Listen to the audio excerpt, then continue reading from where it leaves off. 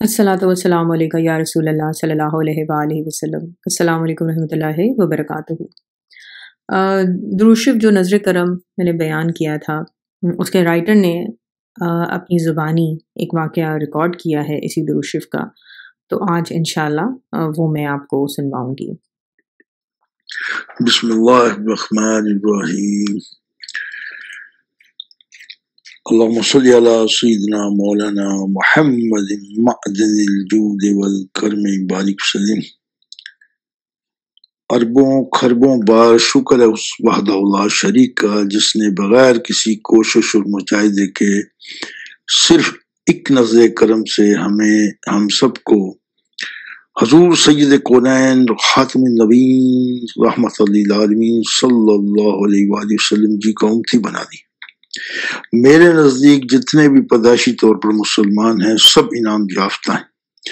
اب کوئی اس انعام کی قدر کرے یا نہ کرے، اس کی قدر خود بخود معلوم ہو جائے گی جب ہم دنیا سے رخصت ہوں گے، گویا عالم فنا سے بقا کی طرف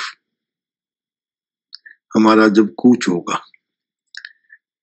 حضرت علی کرم اللہ وجہ کا ایک قول ہے کہ ہم سب سو رہے ہیں، جب مریں گے تو جاگیں گے۔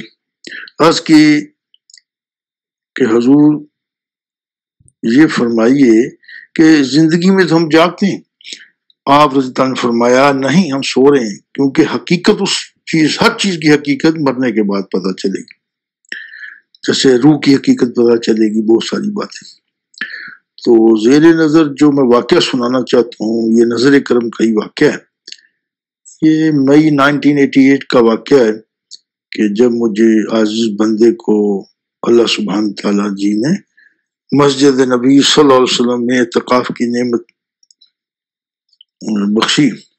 ایک دن میں دروشی پڑھ رہا تھا تو مجھے روحانی طور پر سمجھایا گیا کہ اللہ سبحانہ تعالیٰ نے حضور صلی اللہ علیہ وسلم کو سارے جہانوں کے لیے رحمت بنا کر بھیجا ہے۔ تو اس سے تو پھر ہر عالم میں فیض یاب مسلمان ہو سکتے ہیں اور انسان بھی ہو سکتے ہیں، اور عالم آپ جانتے ہیں کہ کتنے ہی عالم ہیں۔ تو یہ جب میں واپس آیا پاکستان تو میں نے جو نظر کرم کی کتاب تھی میری، اس میں نے اس کا ٹائٹل بنایا درود نظر کرم، وہ چھاپ دی، اس میں آنا شروع ہو گیا۔ اور جو کوئی دوست سے باہر ملتا اس کو بھی میں یہی کہتا کہ بھی یہ پڑھا کرو۔ کیسے؟ یا رحمت للعالمین صلی اللہ علیہ وسلم جی نظر کرم، آگے اپنی مشکل بیان کر دیں۔ تو میرے ایک دوست بھٹی صاحب، بڑے پیارے آدمی، محبت والے، تو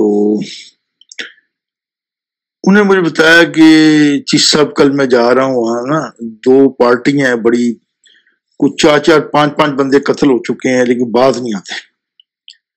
تو ایک راجپوت پارٹی تھی، ایک دوسری پارٹی تھی بڑی سٹرونگ سی، تو دعا کیجیے گا۔ میں نے کہا بھٹی صاحب کوئی بات نہیں، آپ اس طرح کیجیے کہ جب صلح کرائیں تو آہستہ آہستہ زبان سے ہلا لیں یا دل میں یعنی کچھ پڑھیں۔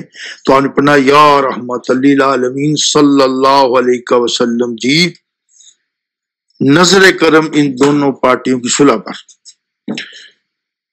تو کہنے لگے جب ہم نے صلح کے لیے کوشش شروع کی تو کوئی ماننے کے لیے تیار ہی نہیں ہو رہا تھا۔ جو جوان لڑکے تھے وہ اچھل کے جیسے ہوتا ہے ایسے موقع پر کہ نہیں، یہ جس کی پارٹی کا آخری قتل ہوا تھا وہ کہتے پہلے ہم ان کا بندہ قتل کریں گے تو پھر صلح ہوگی۔ وہ جو اس کے جوان تھے، بوڑھے بندے تھے، وہ کہتے نہیں پھر ہم تمہارا قتل کریں گے پھر صلح ہوگی۔ تو کوئی صورت نظر نہیں آتی تھی۔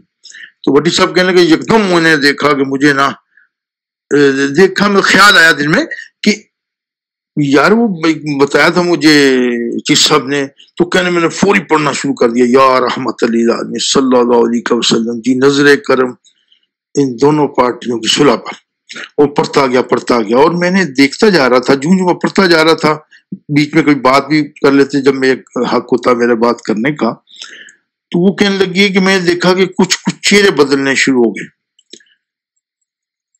کیونکہ سب ہیلے دلائل بیکار ہو چکی تھی، کوئی ماننے کے لیے تیار نہیں تھا، حتیٰ کہ جو بزرگ تھے وہ بھی ماننے کے لیے تیار نہیں تھے جن کا قتل ہوا تھا آخری۔ تو جب سب دلائل فیل ہو گئے، منتیں سماجتیں ختم ہو گئیں، تو میں نے دیکھا اچانک ان کے رویے بدلنے شروع ہو گئے، اور آہستہ آہستہ میں نے دیکھا یہ دونوں خون کی پیاسی پارٹیاں کچھ کچھ صلح کی طرف آنے لگی۔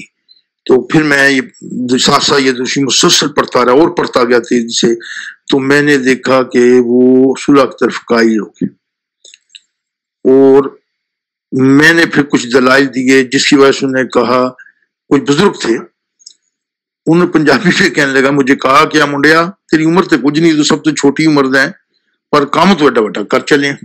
تو کہتا دل میں سوچوں کہ میں تو کچھ بھی نہیں ہوں، یہ تو حضور نبی کریم رحمت اللہ علیہ سید کونین شاہ برار صلی اللہ علیہ وسلم کی نظر کرم ان پر ہو رہی ہے، کہ جو مجھے دروشی بتایا تھا جس صاحب نے۔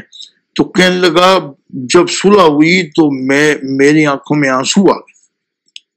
میں نے کہا بھی یہ کمال ہو گیا ہے، اتنی بڑی نظر کرم ان دونوں پر، نہ جانے کتنے اور قتل ہوتے، بچے یتیم ہو جاتے ہیں۔ آپ جانتے ہیں جب قتل و غارت گری شروع ہوتی ہے اذا شروع ہو جائے تو یہ جو پارٹیاں ہیں یہ باز ہی نہیں آتی، اور نسلوں میں یہ چیز چلتی۔ تو یہ ایک واقعہ تھا جو میں نے کوشش کی مختصر کر کے بیان کیا جائے۔ تو اللہ تعالیٰ سب ہمیں توفیق عطا فرمائیں کہ حضور نبی کریم رحمت اللہ علیہ سید کونین شاہ برار صلی اللہ علیہ وسلم کو جتنا بڑا عہدہ اللہ سبحانہ تعالیٰ نے عطا فرمایا ہے تو اس سے ہم سب فیض یاب ہوں اور ہر جائز کام کے لیے پڑھ سکتے ہیں۔ اللہ ہم سب کو اس کی توفیق عطا فرمائیں۔ اللہم صلی علی سیدنا مولانا محمد معدن الجود والکرم وآلہ بارک وسلم یا رحمت للعالمین صلی اللہ علیہ وسلم۔ جی نظر کرم ان سب لوگوں پر جو یہ واقعہ سن رہے ہیں۔